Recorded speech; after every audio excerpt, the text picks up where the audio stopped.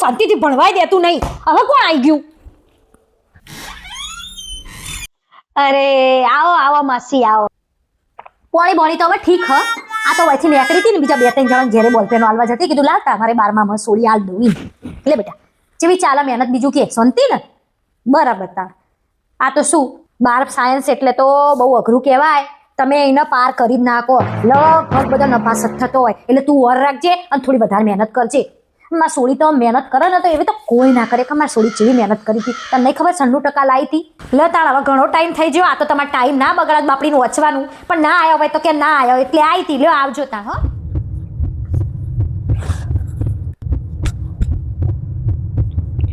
લે બેટા થોડી બદામ ખાઈ લે અને આ જ્યુસ પી લે તો થોડી એનર્જી આવે ને બુદ્ધિ આવે તો યાદ સારું રે. મમ્મી તું શું હમણાં તો બદામનો શીરો ખવડાયો પાછી જ્યુસ ને લઈને આવી. નહીં ખાવ જા વાંચવા દે મને શાંતિથી કાલ માર પેપર. અરે એની ચિંતા મૂક ને તું. લે આ ગણપતિ દાદાનું ફૂલ લાવ્યું ને એ તાર ખિસ્સામાં મૂકી દેજે એટલે પેપર જાતે ને જાતે લખાઈ જશે.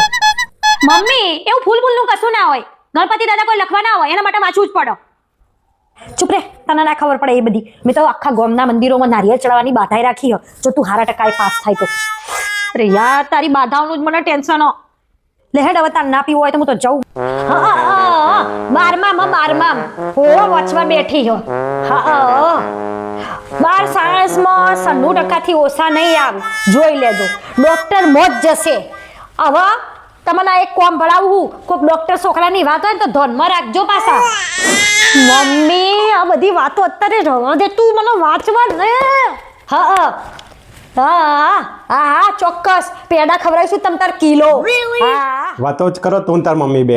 અમારા જમાનામાં તમે એક ચોપડી થઈ ભણી લેતા. તમારે તો જો આટલા ચોપડા આટલા ટ્યુશન આટલા ખર્ચા તોય તારું મોઢું તો ઉતરેલું જ છે. પપ્પા તમારા જમાના કરતા કોર્સ કેટલો બધો અઘરો જોવો ને તમે. એવું ના હોય પેલી કિરણભાઈ છોડી જો 3 વાગ્યા સુધી વાંચે છે તો મારું નાક ના કપાવતી. તમને શું ખબર એ વાચક શું કરે 3 વાગ્યા સુધી.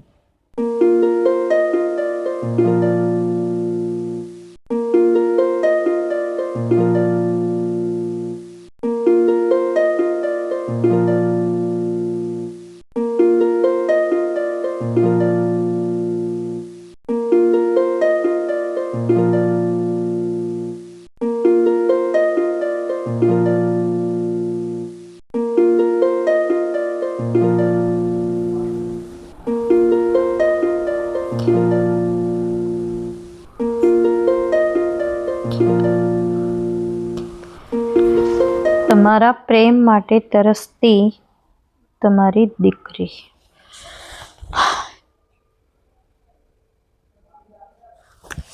કેટલા વાગ્યા?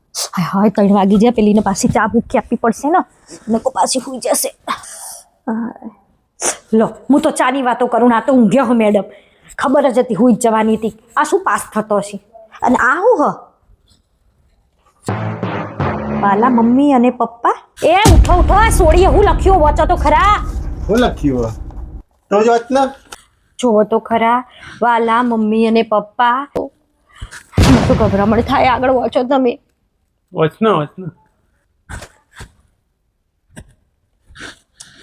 વાલા મમ્મી અને પપ્પા હું તમને કહી નથી શકતી એટલે જ આ પત્ર લખું છું. વાંચીને તમે મને પહેલા જેવો જ પ્રેમ કરશો એ વિચારીને હું ગભરાઉં છું. પપ્પા આ બોર્ડની પરીક્ષા શું આવી મમ્મીને તમે તમારા દુશ્મન હોય એવો વ્યવહાર કરવા લાગ્યા.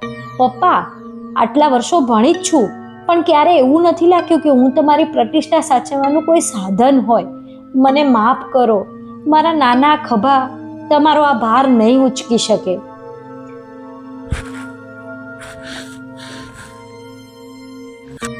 અને મમ્મી તું મંદિર તારી દીકરીની માનસિક શાંતિ માટે નહીં પણ ટકા માંગવા જાય છે. સગા સાથે મારા માંગા નાખે છે. મમ્મી હજી મારે ખૂબ ભણવું છે મને આગળ વધવું છે પણ એ સફર તમારા દેખાડાની હોય ને તો બસ હવે આ પરીક્ષા પણ નથી આપવી. માફ કરો બંને જણા. હું ખરેખર થાકી ગઈ છું. તમારી દીકરીને પણ ટકા લાવતું મશીન જોઈએ છે. તમારી વચ્ચે રહીને પણ હું ખૂબ એકલી પડી જઈ છું. પ્લીઝ મને કોઈ મારા મમ્મી પપ્પા પાછા લાવી આપો પ્લીઝ. તમારા વાલ માટે તરસતી તમારી દીકરી.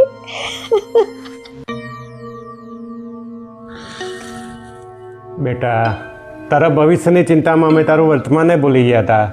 હવે તારાથી જે મહેનત થાય એ કર, અમે તારી હાથે જ છીએ. સાચું પપ્પા. થેન્ક યુ પપ્પા. હવે હું બહુ મહેનત કરીશ, તમને સહેજે નિરાશ નહીં કરું. થેન્ક યુ પપ્પા, યુ આર ધ બેસ્ટ.